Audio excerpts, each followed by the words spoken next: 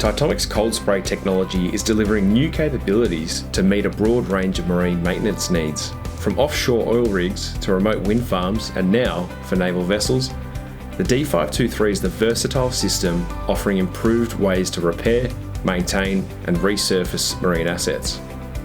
Titomic was invited to HMAS Stirling to provide a demonstration of the compact, handheld D523. Here, we showcase this system among Navy personnel, engineers and industry partners.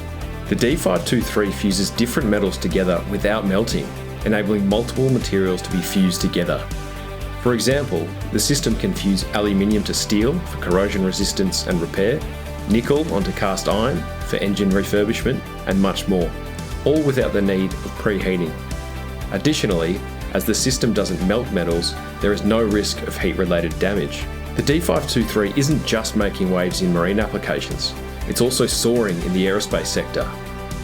Industry giants like Boeing and Airbus, as well as the French Navy, have integrated our cold spray technology into their additive manufacturing, repair and maintenance operations. Inspired by such industry leaders, we invite you to explore how Titomic can elevate your operations, save you downtime and ultimately improve your bottom line. So get in touch with us today to see where cold spray can add value to your business.